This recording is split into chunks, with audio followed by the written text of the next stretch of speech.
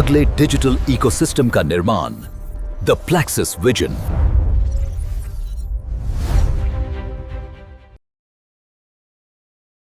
Hi friends, welcome to this episode of Arte. So Arte is architectural real time experience. तो आज हम समझते हैं कि Arte क्या है और किस सेक्टर में ये काम करता है, क्या इसके इम्पैक्ट्स हैं, क्या इसके फायदे हैं, क्या सॉल्यूशंस ये प्रोवाइड कर सकता है। आज इस डिस्कशन के लिए मेरे साथ हैं mister Aadhar Pansan, who is a real estate professional. Hi Yogesh. Hi Aadhar ji. और मेरे साथ हैं mister Anil Pandey, who is a technologist. Hi. तो आज हम समझते हैं कि आर्टे क्या है और ये कैसे कैसे अलग अलग सेक्टर्स में सॉल्यूशंस प्रोवाइड कर सकता है। आज हम बात करेंगे रियल एस्टेट, क्योंकि हमारे साथ आधार जी हैं जो रियल एस्टेट बैकग्राउंड से हैं। तो रियल एस्टेट सेक्टर में आर्टे कैसे हेल्प करेगा। तो आधार जी, रियल एस्टेट सेक्टर में आपके हिसाब से क्या क्या इश्यूज आते हैं, क्योंकि बहुत सारे लोग इन्वॉल्व होते हैं, बिल्डर इन्वॉल्व होता है, इन्वेस्टर्स इन्वॉल्व होते हैं, बायर इन्वॉल्व होता है। तो डेफिनेटली अलग अलग चैलेंजेस फेस करते होंगे सब लोग। तो क्या इश्यूज आते हैं रियल एस्टेट सेक्टर में। So Yogesh, that's a very good question. So what happens is कि real estate में सबसे बड़ा जो challenge है that is of visualization. So what happens is that everybody tries to explain the product their own way.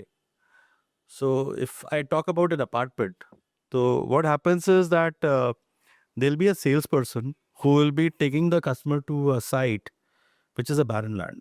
एक खाली ज़मीन है जिसपे कि वो बताएगा सर इस ज़मीन पर एक 14 फ्लोर की बिल्डिंग आएगी, ठीक है। और कस्टमर पूछेगा कि ये बिल्डिंग कहाँ तक आएगी, तो बोलेगा सर वो जो आप देख रहे हो ना, उस बिल्डिंग का वो वाला पोर्शन देख रहे हो ना, आप मानो कि उससे एक इतना ऊपर तक वो बिल्डिंग आएगी। अच्छा, और उससे मुझे क्या दिखेगा सर, वहाँ से आपको शहीद पथ दिख जाएगा, वहाँ से आपको इकाना स्टेडियम दिख जाएगा, वहाँ से आपको एयरपोर्ट दिख जाएगा। So that's all something which a person feels that's possible and starts making that perception. ठीक है, जो आप बताते जा रहे हो बस मैं मानता जाऊँ, इमेजिन करता जाऊँ और सोचता जाऊँ, यहाँ शहीद पथ दिख रहा है, वहाँ पार्क दिख रहा है, वहाँ पे स्ट्रीट लाइट दिख रही है। And that's actually the myth. So what happens is कि सेल्स का जो बंदा होता है वो अपने पूरा जोर लगा देता है हर चीज़ को एक्सप्लेन करने में और विजुलाइज कराने में, और कस्टमर कुछ चीज़ों को समझ पाता है और कुछ चीज़ों को समझ ही नहीं पाता है। जहाँ चीज़ें वो नहीं समझ पाता है तो सेल्स प्रोसेस और लंबी होती जाती है, बिकॉज़ हर किसी का परसेप्शन अलग-अलग होता है। Now typically speaking in a real estate business, there are 3 stakeholders. I always say there are 3 stakeholders. One is a developer, one is a investor, and third is a end user. Okay. So what happens is that a developer always looks for people who are ready to invest at the initial phase, whom we call as investors. And then the investor gets an exit only when the end user starts coming in, right? और ये सारा का सारा जो ये game है, that is all of visualization. So investor is somebody who is a risk taker. So who goes with the builder and says, yes, I trust you. I'm going to put my money initially with you. You give me a good price, and so that I can make money at the later stage. So basically that's how the cash flow works in the Yeah. real estate sector. Yes, that's how the cash flow works in the real estate sector. Not every developer is going to put the whole money from his own pocket, and on the same time, not every developer is going to have a kitty of all the investors who are going to put the whole money of their investors, and they're going to do a project. So it's going to be a combination of things. And there the whole role plays in terms of how much inventory for investor, how much. So anyways, but the actual nirvana for everyone is the end user. And the end user wants visualization. He needs to understand कि ये project आएगा कैसे। हमारे पास बहुत तरीके होते हैं, we have 2D drawings, we have brochures, we have models, we have walkthroughs, we do also have sample flats, but this is all trying to take you closer to reality. Just to give you a picture कि ऐसा लगेगा, जब बनेगा तो ऐसा बन के आएगा। Exactly. So that's the major challenge, and that's where the scope is, right? So an investor makes money only because of this challenge. An end user is not investing and pays more because he was not able to understand. And the developer gives that advantage to an investor because he's putting initially the money. So end user के लिए जो थोड़ा सा structure खड़ा हो जाता है तो ज़्यादा वो रिलेट कर पाता है, उससे पहले तो everything is in the air. So Yogesh ji, how we see is when a customer comes along with his family and spends time in the project, that's the definition of an end user.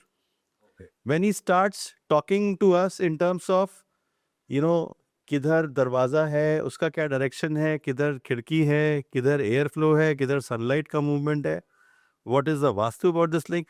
So that are normal traits what we have for an end user. So when we start getting this question, and when we have more and more people of this particular characteristic coming to the site, that means now the site is moving towards the end user. उससे पहले क्या होता है, उससे पहले सिर्फ एक बंदा आएगा, पूछेगा आपका रेट क्या है, पर स्क्वायर फीट रेट बताइए.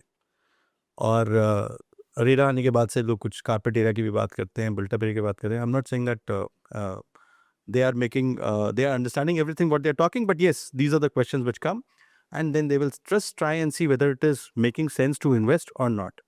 So कुछ जो इन्वेस्टर होते हैं बोलते हैं नहीं रेट बहुत जाता है, उनको लगता है एप्रिसिएशन नहीं आएगा, एंड कुछ लोग बोलते हैं कि हाँ ठीक है इस पर वर्किंग की जा सकती है, बताइए क्या नेगोशिएशन होता है. They feel that they are somewhere close. So that's how actually the whole thing works. But एक रियल एस्टेट में जो मुझे लगता है एक प्रॉब्लम और बहुत ज़्यादा आती है कि सारी डिपेंडेंसी हमारी वीकेंड्स पे चली जाती है, क्योंकि when we talk about the end user, तो end user will always say कि ओके मैं सैटरडे को फ्री होऊंगा तो मैं सैटरडे को आता हूँ, या मैं संडे को आता हूँ, फैमिली के साथ में संडे को आ पाऊंगा, मंडे टू फ्राइडे तो मैं वैसे ही बिजी रहता हूँ. तो क्या ये हिट करता है रियल एस्टेट की सेल साइकिल को, या इस पे इश्यूज आते हैं कि आप मंडे टू सैटरडे कैसे अपनी सेल्स क्लोज करोगे, सैटरडे संडे में सारा रश आ जाएगा, तो how to manage that rush? Yes, very true. So typically, when we say an end user movement is something जिसमें कि even in case of investors also is something wherein a person says कि I'll be free over the weekend, and then I will come over the weekend. So obviously हर एक जो sales का person है वो morning से शुरू हो जाता है. He waits for 11 o'clock because he feels 11 बजे से पहले थोड़ा call करना गड़बड़ रहेगा.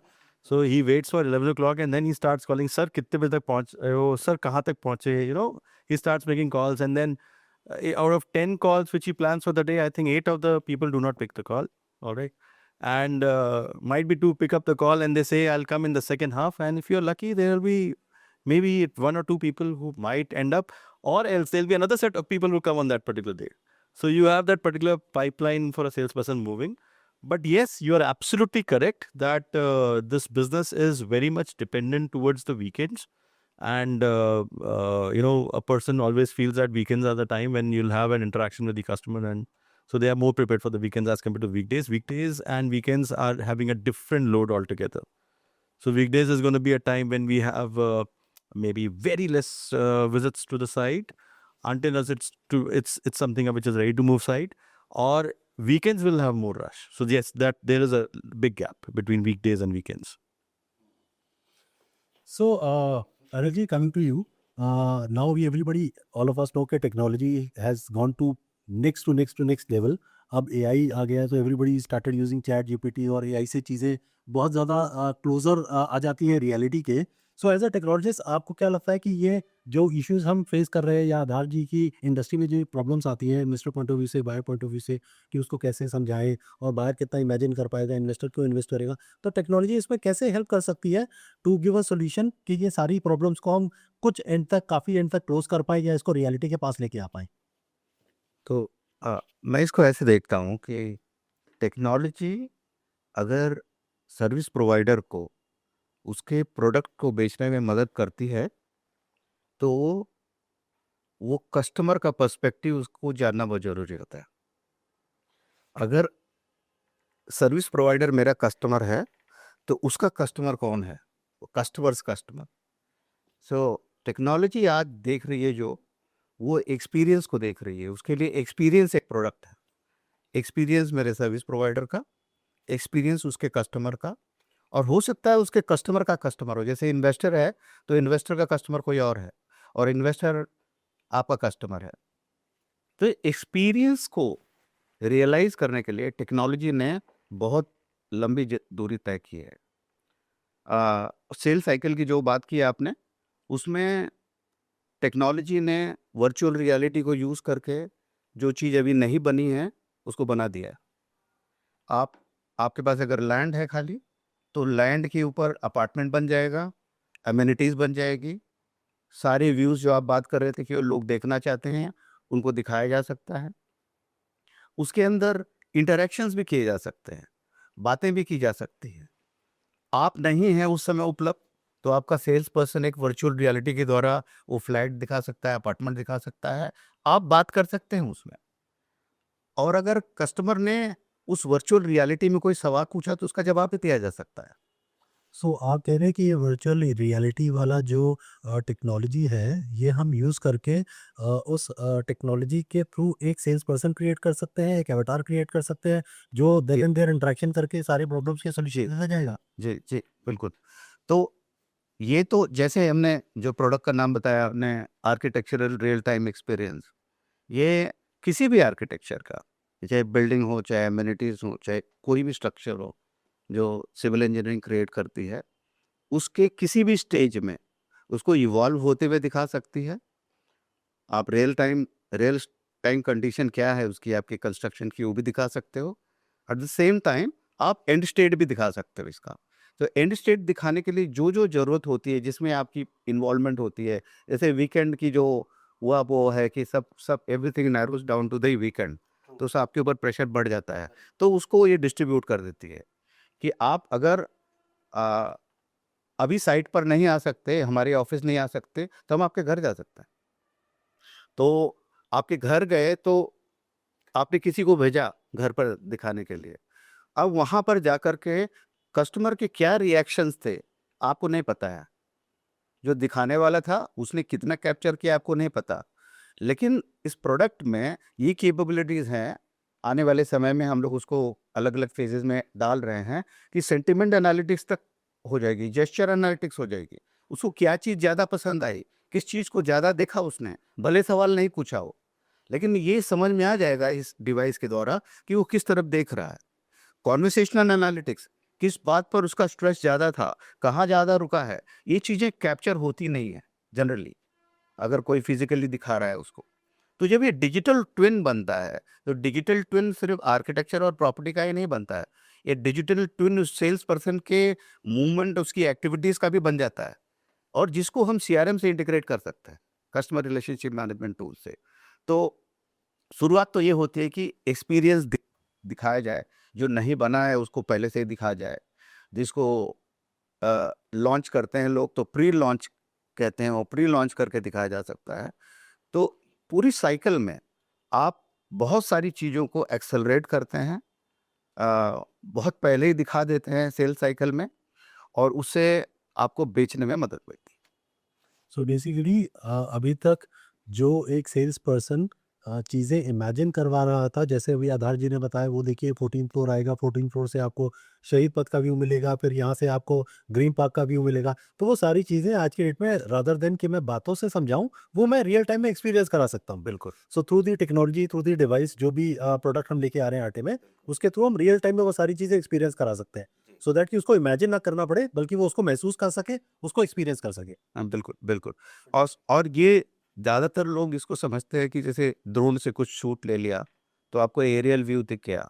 वो वैसा नहीं है, जो वर्चुअल रियलिटी, मिक्स रियलिटी में जाते हैं, तो आपको ये फ़ील होता है कि ये 3 डायमेंशनल व्यू है। आप नीचे झाँकेंगे तो लगेगा आप जब नीचे गिर जाएँगे, ऊपर देखेंगे तो आपको लगेगा सचमुच का आसमान है। ये जो एक्सपीरियंस है, ये इमर्सिव लेवल का, इमर्सिव यानी आप डूब गए उसमें। आपको लग रहा है कि आप सचमुच वहाँ हैं। ये एक्सपीरियंस करने की चीज़ है। तो जो हम लोग प्रोडक्ट बना रहे हैं, आप लोग चाहे तो लोगों को डेमो दिखाएँगे, तो वो लोग देख सकते हैं कि ये कितना एंगेजिंग होता है और कितना इंटरैक्टिव बन जाता है, और uh, customer on the spot decision ले सकता है, देख कर के। इस लेवल का बनता है।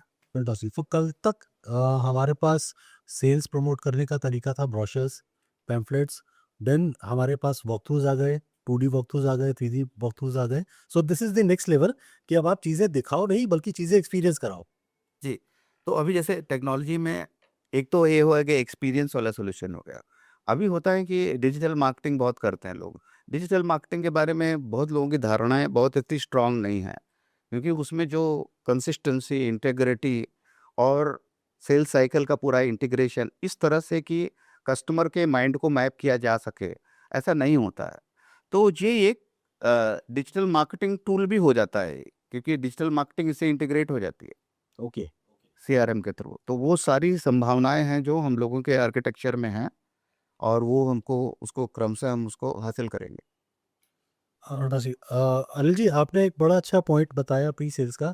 तो अनुराग जी, रियल एस्टेट में हमने अक्सर देखा है कि प्री सेल्स को लेकर के बहुत ज़्यादा हाइप क्रिएट हो जाती है कि एक नया प्रोजेक्ट आने वाला है, वो बहुत ही प्रोमिनेंट लोकेशन के ऊपर है, उसकी अभी प्री सेल्स चल रही हैं।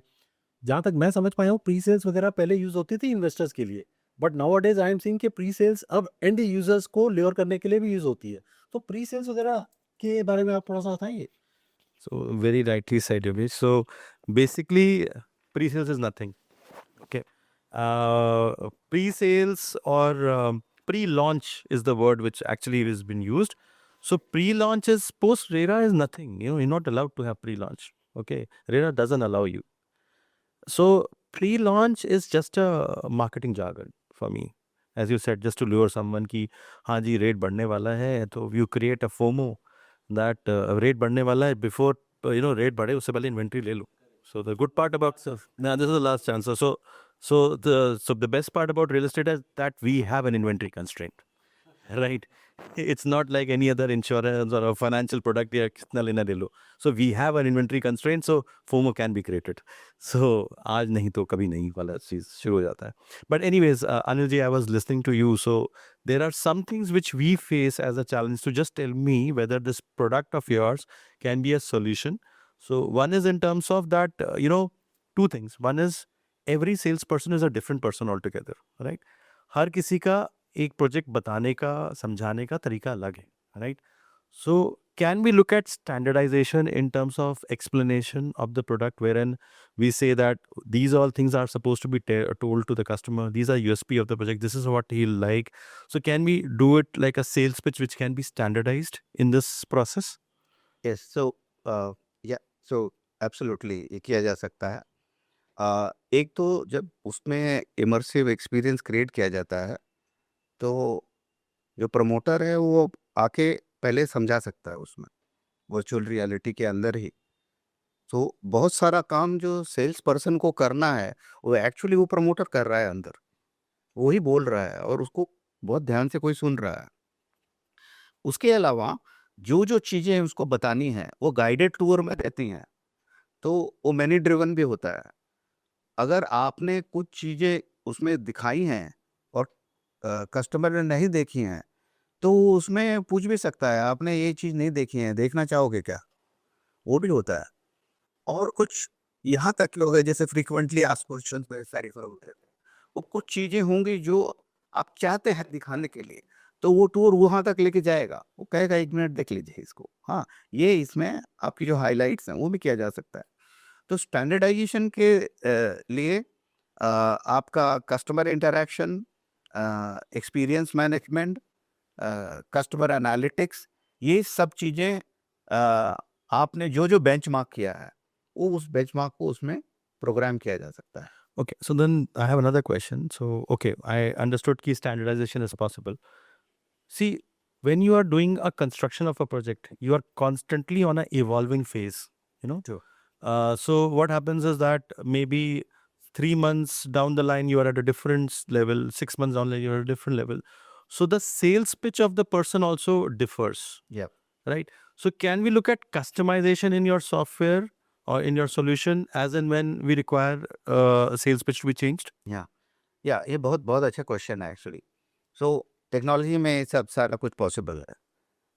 अब उसको या तो पहले से ही कंसीव किया जाए, कंसेप्चुअलाइज किया जाए कि हम ये प्रोडक्ट बना रहे हैं, इसको लॉन्च कर दे रहे हैं, इसके अंदर ये मॉड्यूल होंगे जिसमें कंस्ट्रक्शन स्टेजेस दिखेंगी.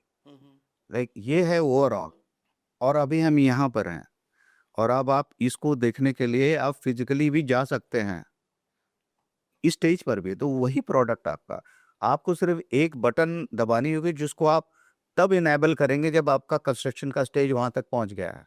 ओके, तो वो उसमें वो बटन दबा देंगे तो वो फेज इनेबल हो गई. वो प्री बिल्ट है, बना के रखा हुआ है, और क्योंकि वो भी वर्चुअल रियलिटी में ही बना है. Interesting. तो Interesting.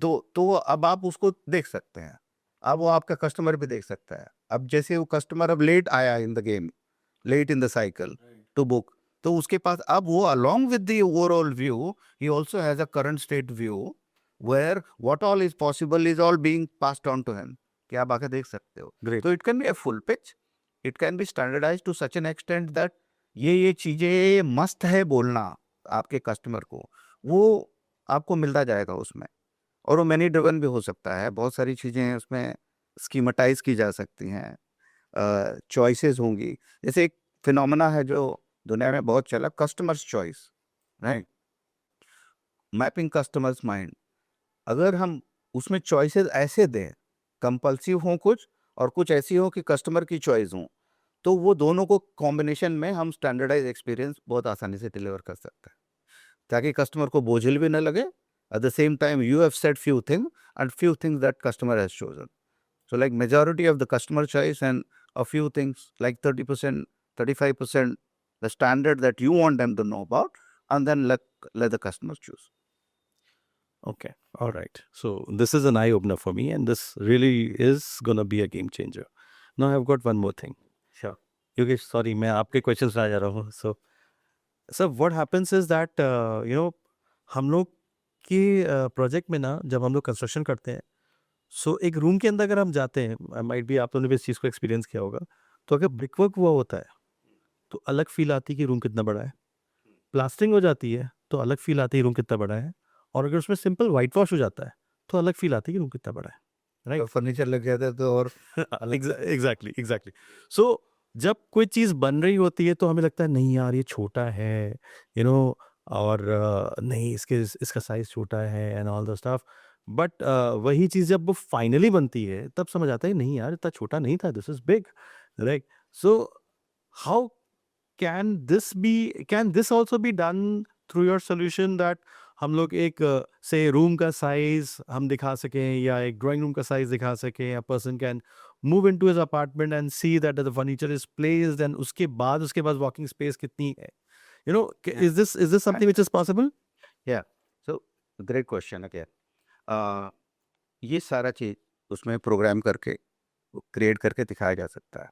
I would take a step back also to say that आप ब्रिक्स भी दिखा सकते हैं, सीलिंग को कंक्रीट स्ट्रक्चर आरसीसी से स्टार्ट कर सकते हो, let somebody visualize. आप ऑल्टरेशंस भी प्लान कर सकते हो, कस्टमाइजेबल फ्लैट्स, तो आप कस्टमाइजेशंस भी करके दे सकते हो उसमें. तो अगर किसी को ये विजुअलाइजेशन दे दो कि ये आरसीसी है and post construction it like this, then you knows exactly where is possibility of me breaking the wall. तो वो भी किया जा सकता है.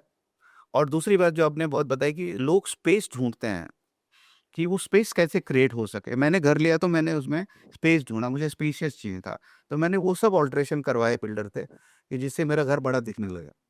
तो वो सारी संभावनाएं इसमें रहती हैं. और लेकिन ये टेक्नोलॉजी ये बता सकती है कि आप ये वाला नहीं तोड़ सकते दीवार, अच्छा, क्योंकि उसको मालूम है कि यहाँ आरसीसी है. तो आपने जब वो इच्छा व्यक्त की तो सेल्स पर्सन पे डिपेंडेंट नहीं है, क्योंकि सेल्स पर्सन बोलेगा कि मैं इंजीनियर से पूछ करके बताऊंगा. हाँ, एग्जैक्ट. वो उसको यहाँ पे पूछने की जरूरत नहीं है, वो वहीं पर टेक्नोलॉजी बता दे कि नहीं इट्स नॉट ब्रेकेबल. और दूसरी बात, जब आप इंटीरियर डेकोरेशंस करते हैं, इलेक्ट्रिफिकेशन करते हैं, झूमर लगाते हैं और बाकी सब पेंटिंग नहीं लगाते हैं, तो आपका घर भरने लगता है. तो उसका जो साइज और प्रोपोर्शन है, वर्चुअल रियलिटी में पूरा का पूरा लाइडार टेक्नोलॉजी से light imaging detection and ranging, इससे पूरा तय किया जा सकता है. और पूरी मेजर्ड होती है, जैसे ऑटोकैड होता है उस तरह से पूरा मेजर्ड 3D मॉडल बनता है. तो आपको एग्जैक्टली पता होता कि अगर मेरा सोफे का साइज ये है, तो आप उसको एक्चुअली उसमें मेजरमेंट टूल भी दे सकते हैं हम लोग, कि आप उसको लगा के आपको वहाँ पे एक स्टैंडर्ड एक सोफा सेट और बेड वगैरह लगी हुई दिखी, और आपके पास दिमाग में आपका सोफा है, आप उसको लेके आना चाहते हो, तो आप उसको मेजर कर सकते हो. अगर आपके पास आपके सोफा का मेजरमेंट है दिमाग में, तो आप उसको मेजर करके देख सकते हो यहाँ बैठेगा कि नहीं बैठेगा. तो ये सारी चीज़ें सिमुलेट करके देखी जा सकती है उसमें. दूसरे उसमें ऑप्शंस होंगे कि ऑप्शन 1, ऑप्शन 2, ऑप्शन 3. आप इस हम लोग 5 ऑप्शन तक का सोच रहे हैं कि उसमें 5 ऑप्शन देकर रखेंगे. एक रॉयल फर्नीचर हो, एक मीडियम फर्नीचर हो, एक एवरेज फर्नीचर हो, या फिर एक वेरी वेरी इकोनॉमिकल सोल्यूशन होगा ऐसे. तो उसमें वो चूज कर सकता है कस्टमर की, मैं ये वाला करके देखूं तो कैसा लगता है मेरा घर, है ना. और फिर उसके बाद हम नेक्स्ट लेवल जाने वाले हैं कि जो इंटीरियर्स है, अगर ऐसे वार्डरोब बनाए तो वो फिक्स्ड होता है जनरली, और अगर नहीं भी है तो उसकी जो डिज़ाइन डिमेंशंस हैं वो कैसे आपके कमरे में बैठेगा, इसका जो क्योंकि ये मेजर्ड होता है पूरा इंटीरियर, वो उसकी ड्राइंग बन सकती हैं, उसको आर्किटेक्ट यूज कर सकता है, उसको आपके कारपेंटर यूज कर सकते हैं, आपके इलेक्ट्रिशियंस यूज कर सकते हैं। बहुत सारी पॉसिबिलिटीज इसमें से इमर्ज होकर के बाहर निकलती हैं। तो आज किसी प्रमोटर डेवलपर ने अगर इस टेक्नोलॉजी में इन्वेस्ट किया, तो वो फ्यूचर का इकोसिस्टम बिल्ड कर रहा है। वो एक मार्केट प्लेस बिल्ड कर रहा है, जिसमें उसको सहायता करने वाले जितने लोग हैं, जिन्होंने उस बिल्डिंग को और अपार्टमेंट को बनाया है, कल को आपके एंड कस्टमर को सर्विस दे रहे होंगे। राइट। तो ये एक मार्केट प्लेस एक नई इकोनॉमी को क्रिएट करता है, जिसमें आपके एंड कस्टमर की आपकी क्रेडिबिलिटी आपके एंड कस्टमर के दिमाग में बहुत ज़्यादा बढ़ जाती है, क्योंकि आपको फ्लैट बेच के भाग नहीं रहे हो, आपको और भी बहुत सारी सर्विसेज बैठे बैठे मिल जाती हैं, इकोनॉमिकल हो जाती हैं, ऑप्टिमाइज की हुई रहती हैं। In fact, that's a very valid point because RERA tells all the developers to have a 5 years of defective liability period. Correct. So defect liability period can also be then taken care by this particular thing, whatever you just mentioned. Right. Absolutely. Right. And there your salesperson can you actually talk about it when they're selling through this. I don't think, well, the salesperson should talk about it because Exactly.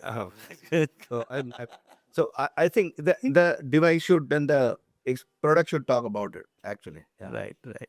So no, my question was that, say for example, मेरा room जो है वो say 180 square feet का है या 150 square feet का है, जिसमें कि मेरा डायमेंशंस मैंने मतलब अगर मैंने सपोज मुझे बताया गया कि इतना मेरा डायमेंशन आता है, तो नॉर्मली होता क्या है, जिस जगह बंदा बैठा होता है ना, वहाँ बंदा बोलता है क्या है, हमारा सेल्स का पर्सन बोलेगा क्या, सर ये 2x2 की टाइल है, इसकी 5 टाइल हमने काउंट की तो 10 फीट तो वहाँ तक हो गया, ठीक है।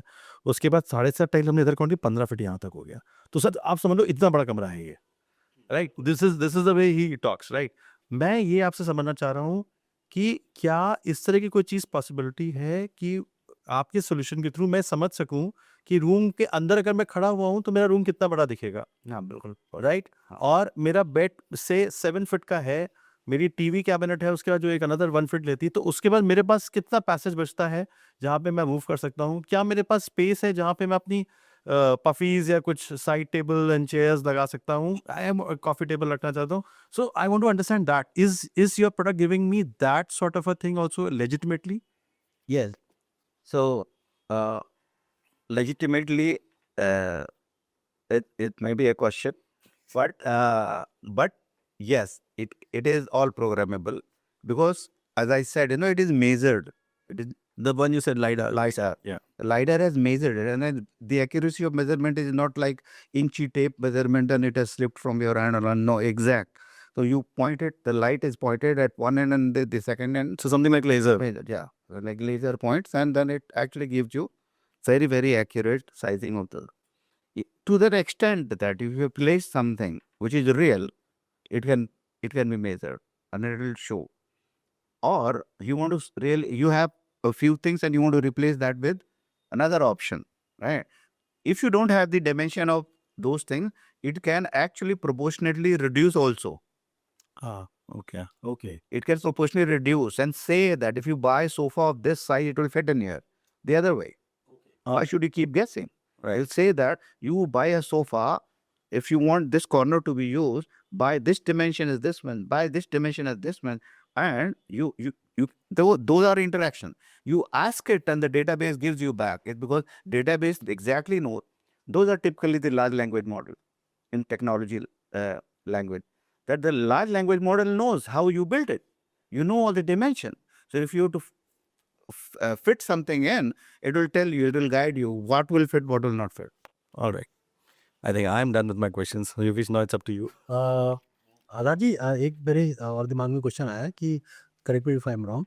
मुझे लगता है कि बिल्डर जब एक नया प्रोजेक्ट लॉन्च करता है तो उसके ऊपर एक काफ़ी प्रेशर रहता है from investor point of view या end user point of view कि कस्टमर को सैंपल फ्लैट देखना है। जब तक वो सैंपल फ्लैट रेडी नहीं होगा तब तक सेल्स बड़ी मुश्किल हो जाती है, या कस्टमर को भी जब तक एक्चुअली वो सैंपल फ्लैट नहीं दिखता, उसमें फर्नीचर लगा हुआ नहीं होता, तब तक वो रियलाइज़ नहीं कर पाता कि मेरे लिए कंफर्टेबल घर रहेगा या नहीं रहेगा।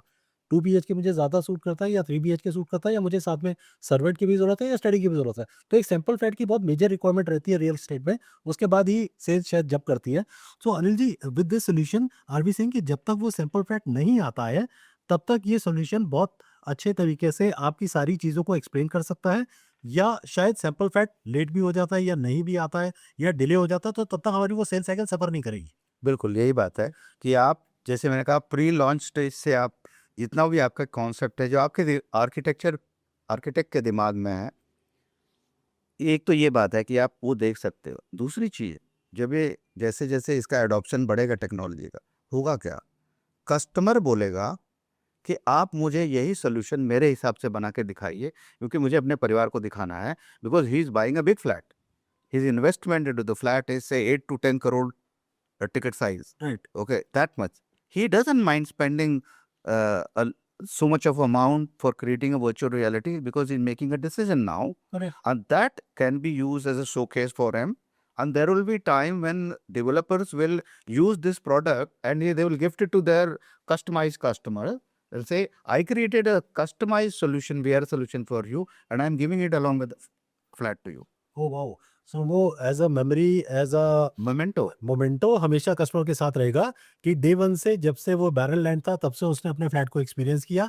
उसने सारे फ्लैट के इंटीरियर्स खुद सही प्लान बात। किए, उसने सारी चीज़ें खुद से डिज़ाइन की और उसके बाद वो फाइनल प्रोडक्ट हमेशा के लिए उसके पास रहेगा, जिसमें उसके पास वो इलेक्ट्रिफिकेशन ड्राइंग्स, प्लम्बिंग ड्राइंग्स सारी चीज़ें रहेंगी। तो फ्यूचर में भी कभी कोई चेंजेस रिक्वायर्ड है, तो वो रेफरेंस के लिए हमेशा वो एक डिवाइस उसके पास रहेगी। बिल्कुल। Fantastic I think. और प्रमोटर के लिए वो सेल्स टूल भी है कि अगर आपने अपने वर्जन अपग्रेड किए और आपके एपीके में और भी फाइल्स आए, अब नए नए प्रोडक्ट लॉन्च हैं, वो इंटरनेट सीडीएन के द्वारा वो उस डिवाइस में पहुंच जाएंगे।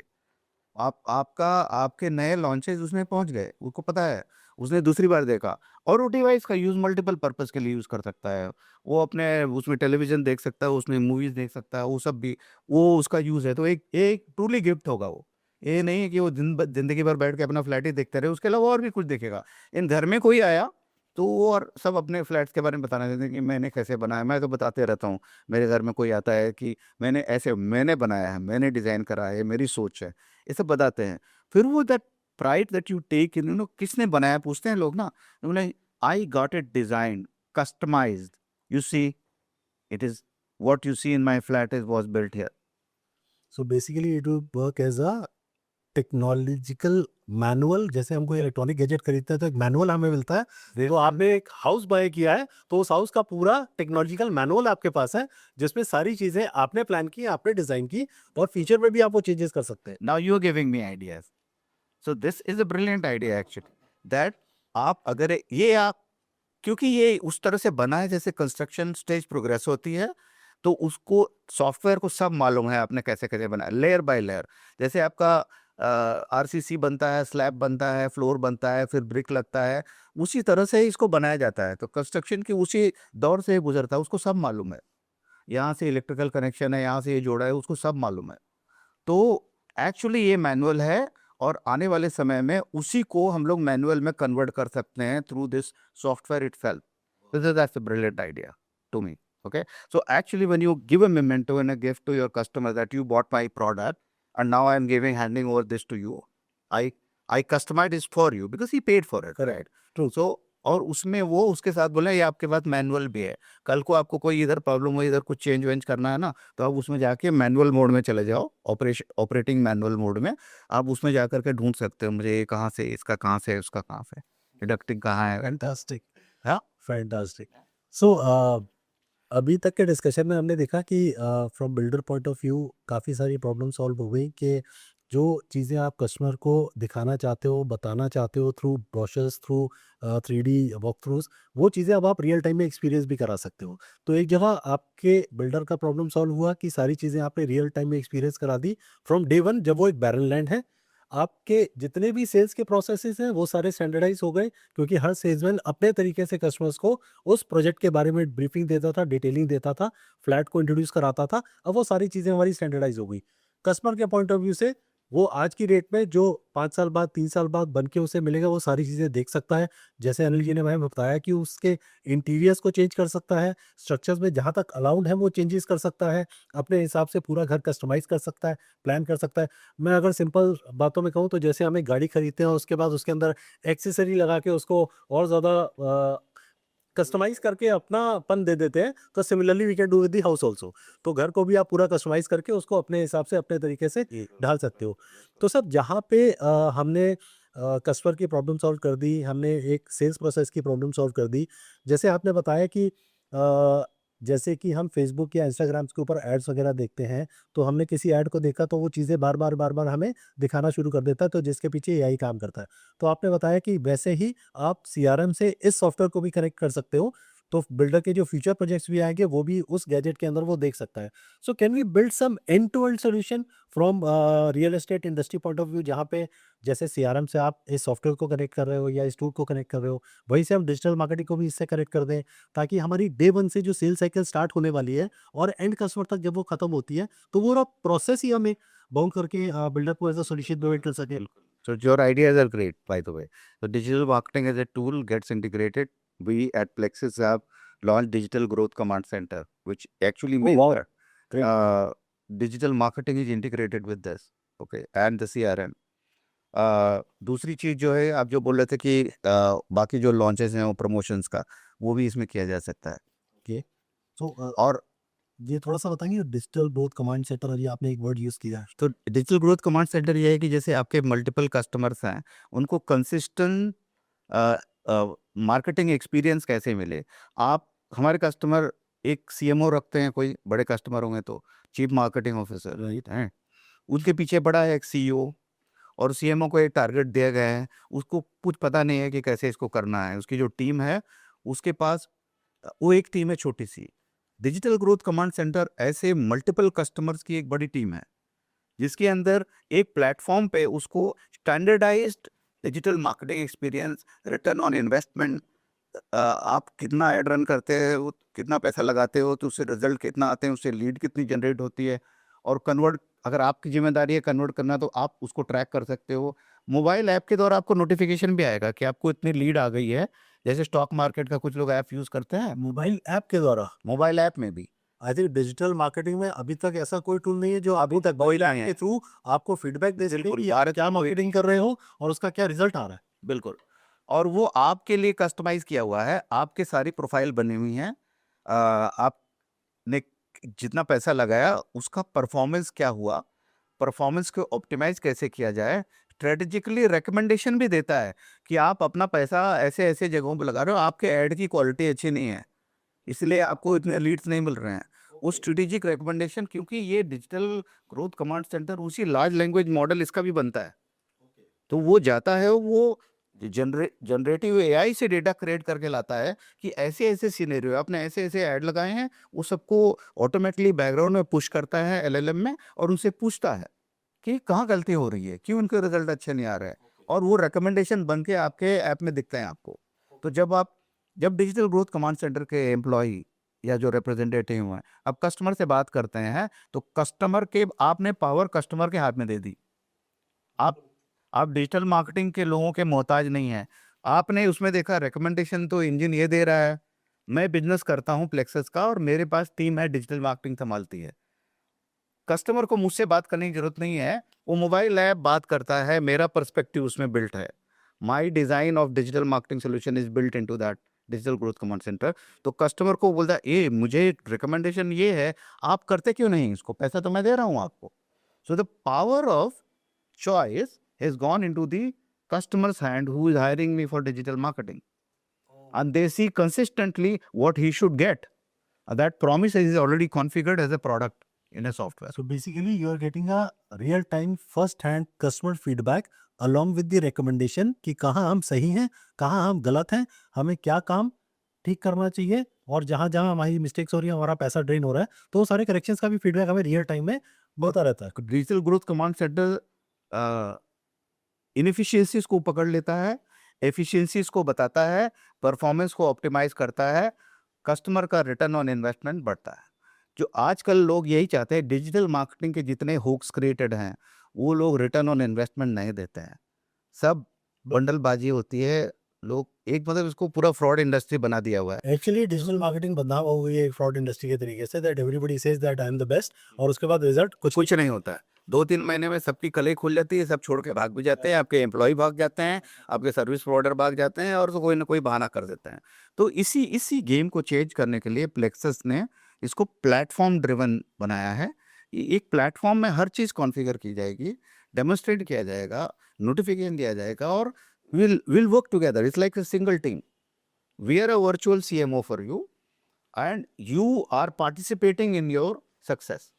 Okay, and I don't claim to make you successful all by myself, because I have to work with you. So जैसे इसमें आपने पोस्ट बनाए, आपने वीडियोस बनाए, वो उसी में कैलेंडर बनाए, उस सारे ऐप में आप देख सकें कि एज अ सर्विस प्रोवाइडर में कितना कैलेंडर में क्या क्या है, कल क्या जाना है, परसों क्या जाना है, मेरे कस्टमर को रियल टाइम मालूम है। उसमें अप्रूवल वर्कफ्लो भी हो सकता है कि आपने ये बोला था, मैंने ये बनाया, अभी आप अप्रूव कर दो। लेकिन उसमें SLA होगा कि आपने इतने देर में अप्रूव नहीं किया तो ये अप्रूव माना जाएगा। आपको जिनकी ये ओके, एक प्रोग्राम है, इसको एग्जीक्यूट करना है।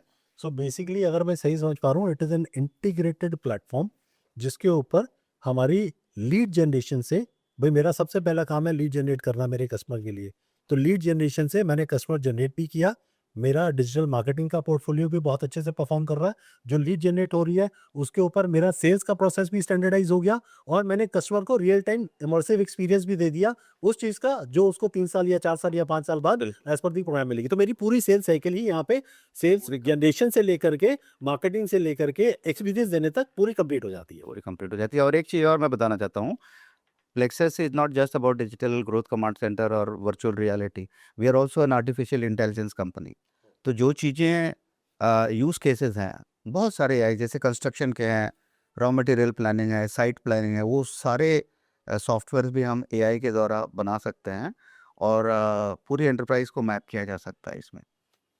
तो Aadhar sir, I think from real estate point of view it is a fantastic tool जहाँ पे everything is integrated on one platform और जिसका एक ऐप भी आपको मिल रहा है जिसके अंदर आप रियल टाइम में सब कुछ देख सकते हो, आपके डिजिटल मार्केटिंग के लीकेजेस कहाँ पे है, सेल्स प्रोसेस के लीकेजेस कहाँ पे है, आपके कस्टमर एक्सपीरियंसेस के लीकेजेस कहाँ पे है और सारी चीज़ें आप प्लग करके उसको बहुत एक स्मूथ तरीके से रन कर सको। Very true, very true. In fact, I see efficiencies at every level, at every touch point. So that's really great. We're fantastic. It was great conversation with you guys. या I think time to end. And thanks to Aadhaar ji for spending your time and thanks to Anil ji for giving so much of time.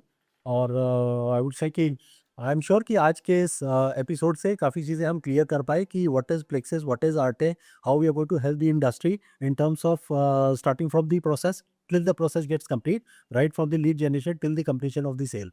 So I would say कि इसके regarding और जो भी आपकी inquiries है, जो भी आपकी FAQs हैं, आप हमारे दिए हुए कॉन्टैक्ट नंबर के ऊपर कॉल करें या हमारी वेबसाइट के ऊपर जा करके और चीज़ें आप समझ सकते हैं। So for today episode, thank you Anil ji and गाडी। Thanks to you guys. Thanks, Sudesh. Thanks, Adnan.